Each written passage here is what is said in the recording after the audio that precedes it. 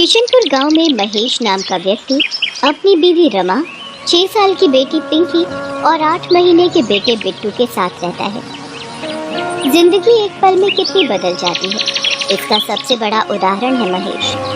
वो एक chemical factory में काम करता था। एक रात फैक्ट्री में ब्लास्ट हो गया। उसे गंभीर हालत में अस्पताल में भर्ती कराया गया। जैसे ही रमा को पता लगा, वो भागी भागी अस्पताल पहुंची। काफी गंभीर हालत है आपके पति की। हम अपनी तरफ से पूरी कोशिश कर रहे हैं, आप भगवान पर पूरा भरोसा रखिए। महेश बच तो गया, लेकिन इस हादसे में उसने अपना पैर भी खोया और अपनी नौकरी भी। घर में जो भी जमा पूंजी थी वो उसके इलाज में खर्च हो गई। पिछले 3 महीनों से वो बेरोजगार है।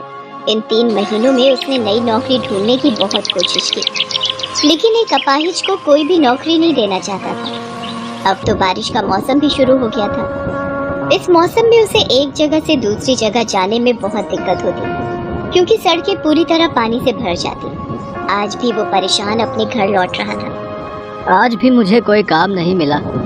सब लोग मुझसे ऐसे नजरें चुराते हैं जैसे कि मैं कोई भूत हूँ। अरे अपाहिज को जीने का हक नहीं है क्या? वो और उसका परिवार क्या भूखा मर जाए? महेश बार बार की असफलता से परेशान हो चुका था। उसका मकान मालिक 3 महीने का किराया वसूलने हर दूसरे दिन उसके घर आ जाता था। साथ ही घर खाली करवाने की धमकी भी देता था। कल शाम भी वो आखिरी चेतावनी देकर गया था। इधर घर में अनाज का एक भी दाना नहीं था।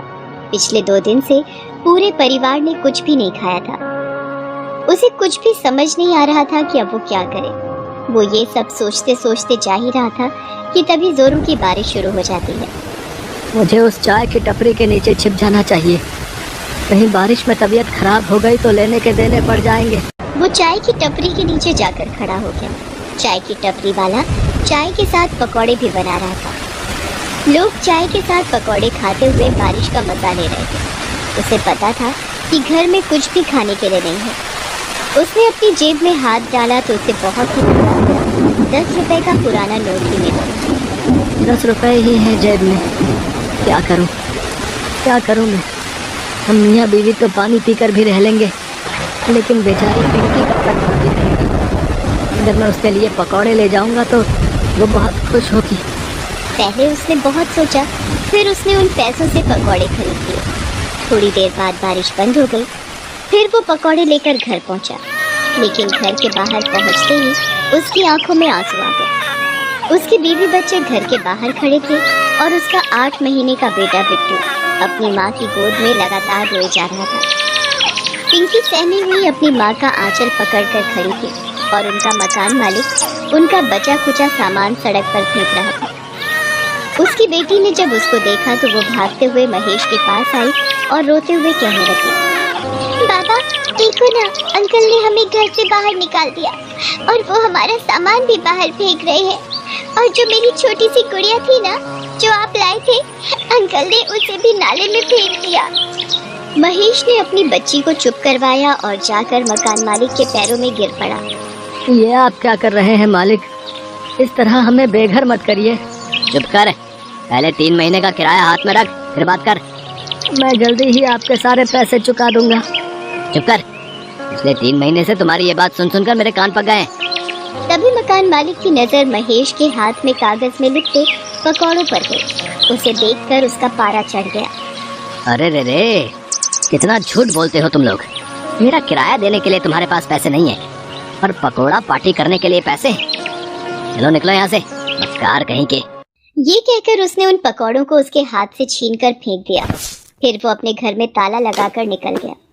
महेश और उसकी पत्नी गिड़गिड़ाते रहे, लेकिन वो तो निर्दयी बना रहा। अब हम कहाँ जाएंगे जी? पता नहीं रमा, लेकिन कहीं तो जाना होगा ना। छोटा मोटा सामान अपने सिर पर उठा वो सड़क पर निकल गए और तभी एक बार फिर से जोरों की बारिश शुरू हुई। वो बारिश से बचकर कहीं छिपना चाहते थे, लेकिन कहीं दूर दूर तक कोई जगह नहीं। रमा अपने छोटे से बेटे को अपने सीने से लगाए चली जा रही थी। तभी बारिश के साथ साथ ओले भी गिरने लगे। हे भगवान, गरीबों को तकलीफ देने में आपको बहुत मजा आता है ना। बारिश तो हो ही रही थी, अब ओले भी पड़ने लगे। लेकिन तभी महेश की नजर सड़क पर पड़ी सीमेंट की पाइप पर गई। उसने सबको पाइप में छिपने के लिए कहा, लेकिन पाइप तक पहुंचने से पहले दुर्भाग्य से ओले का एक बड़ा सा टुकड़ा पिंकी के सिर पर गिर गया। उसके सिर से खून बहने लगा और वो बेचारी जोर जोर से रोने लगी। रमा ने झट से अपनी गोद से बिट्टू को उतारकर महेश के हाथ में दिया और अपनी साड़ी का पल्लू फाड़कर पिंकी के सिर पर बांध दिया। माँ, सिर में बहुत दुख रहा है।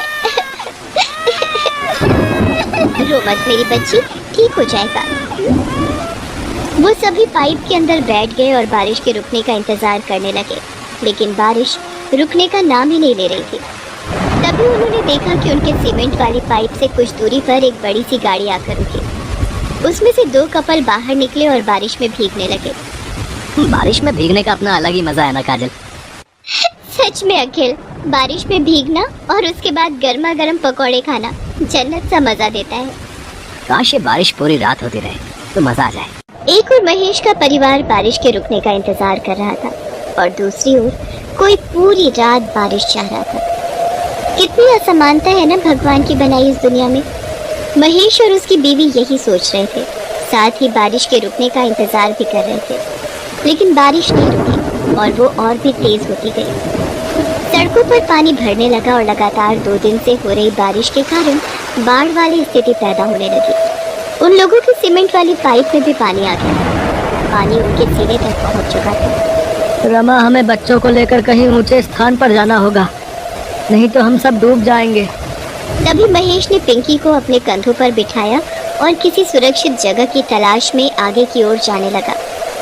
तभी पानी का एक तेज बहाव आया और महेश का नियंत्रण बिगड़ गया और वो गिर पड़ा। पिंकी भी गिर पड़ी और वो पानी के तेज बहाव की चपेट में आ गई और पानी में डूबने लगी। पापा, पापा बचाओ मुझे, मैं डूब रही हूँ पापा, पापा।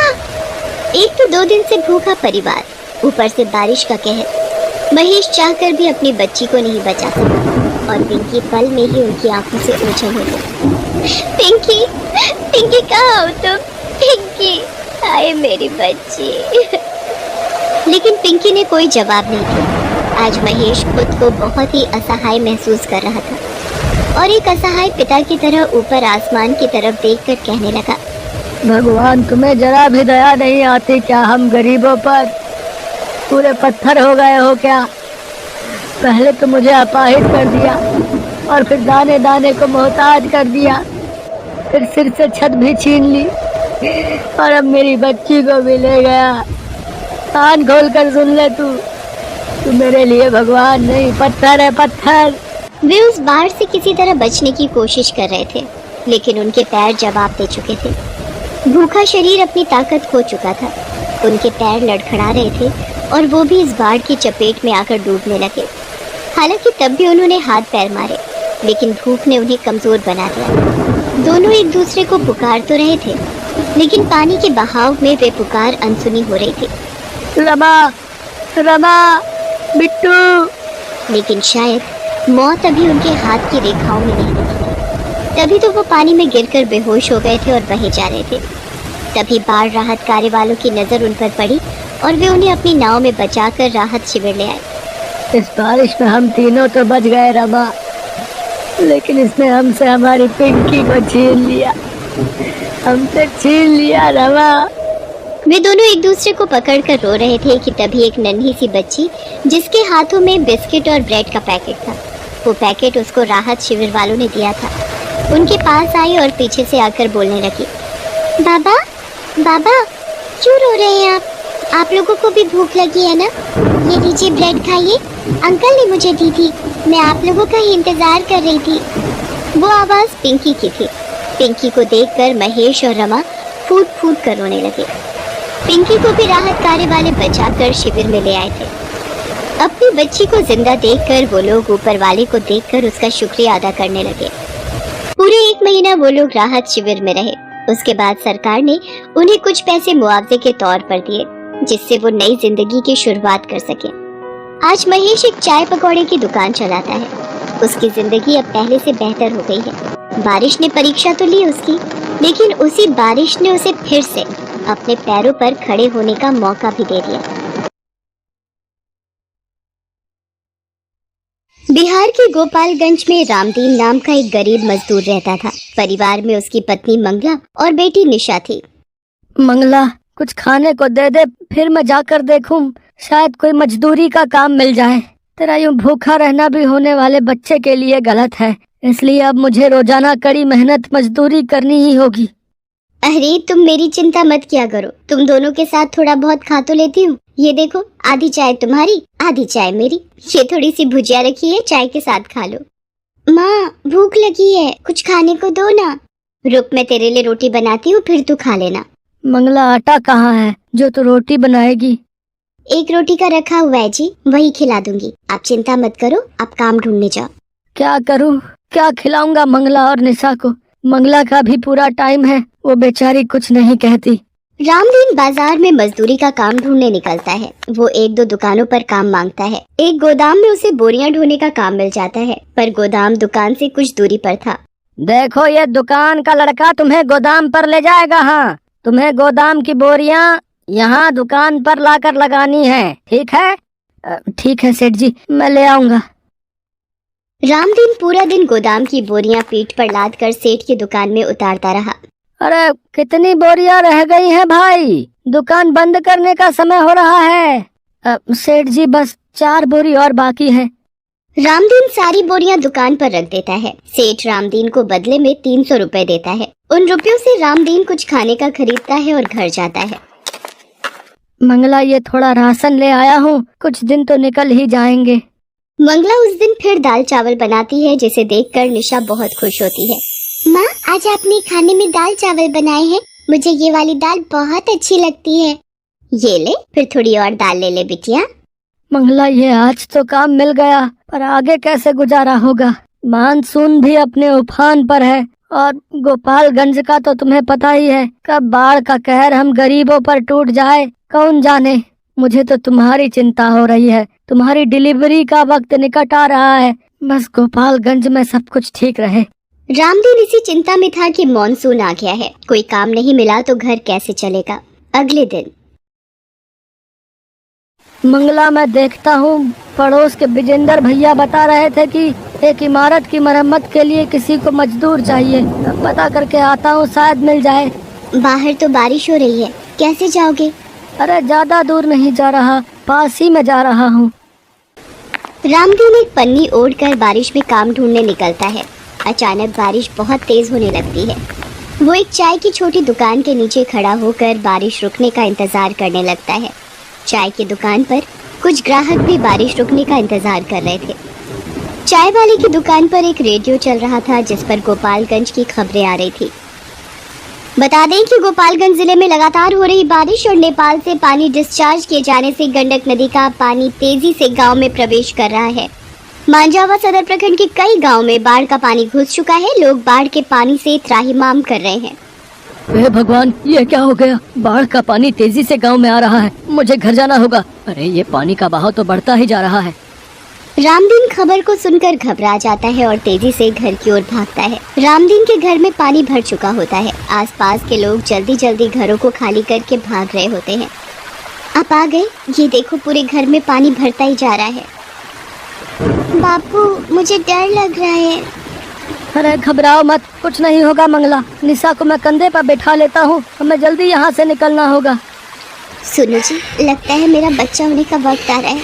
मुझे दर्द महसूस हो रहा है जी, घबराहट से लगता है बच्चा नीचे आ रहा है। हे प्रभु, क्या करूँ? विजेंद्र भैया को बुला कर लाता हूँ। अब विजेंद्र भैया। रामदीन, जल्दी से जरूरी सामान बांध ले, निकलना है वरना कोई नहीं बचेगा, सब बाढ़ में बह जाएंगे। विजेंद्र भैया, मंगला को बच्चे का दर्द शुरू हो गया है, वो चल भी नहीं पा रही है। अरे बेचारी को इस मुसीबत में ये बड़ी परेशानी होनी थी। जल्दी चलो जी। एक काम कर, ये खाट पर भाभी को लेटा, फिर इसी पर ले जाना पड़ेगा, कोई और रास्ता नहीं है अब।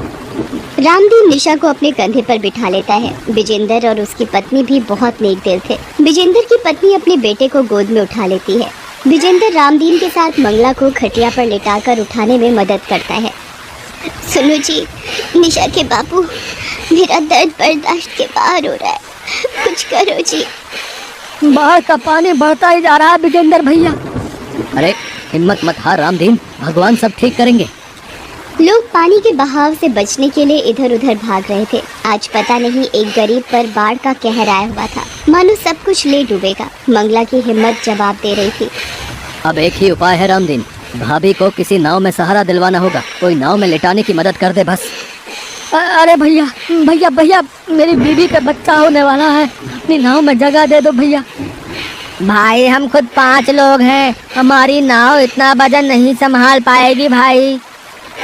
रामदीन बहुत लोगों के आगे गिड़गिड़ाता है। मंगला की तबीयत बिगड़ने लगती है। मंगला हिम्मत रख विजेंद्र भैया, मेरी मंगला को कुछ हो गया तो मैं। हिम्मत मत हारो भैया, वो सामने शायद बचाव कर्मी नाव लेकर खड़े हैं। जल्दी से उन लोगों को मदद दो, शायद वो लेडी प्रेग्नेंट है, जल्दी। रेस्क्यू टीम जल्दी से रामदीन के पास पहुंचती है और नाव में मंगला को लिटाया जाता है। मुश्किल के वक्त मजबूरी में मंगला नाव में ही एक बेटे को जन्म देती है। सब लोगों की मदद से मंगला की जान बच जाती है। कुछ देर बाद सुरक्षा कर्मी मंगला और उसके बच्चे के साथ सभी को एक सुरक्षित जगह पर पहुंचा देते हैं। आपका बहुत बहुत शुक्रिया साहब, आज आपने हमारी मदद की। ये हमारा फर्ज था जो हमने निभाया, इसमें धन्यवाद की कोई बात नहीं। रामदीन विजेंद्र और उसकी पत्नी को भी धन्यवाद करता है। विजेंद्र भैया, भाभी जी, आज आप दोनों ने भी हमारी बहुत सहायता की है। अरे भाई कहता है, फिर ये धन्यवाद किस लिए? आजा भाई के गले लग जा, आज एक बेटे का भी बाप बन गया है तू। मेरा छोटा भैया आया है बापू। हाँ हाँ बेटिया, ये देख तेरा छोटा भाई आया। मंगला, अब तुम ठीक हो ना? जी मैं ठीक हूँ, और अब हम कहाँ रहेंगे? सब कुछ इस बाढ़ में तबाह हो गया। ये बाढ़ की परेशानी मंगला गोपालगंज के साथ साथ हर आसपास के गांव में हर मानसून में होती है, पर हिम्मत रख, सब कुछ ठीक हो जाएगा।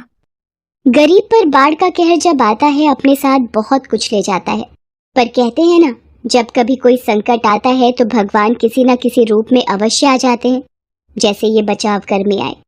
इस बुरे समय में सबने एक दूसरे की सहायता की और कुछ समय बाद फिर से जिंदगी ने अपनी नई सुबह देख ली। Thanks for watching.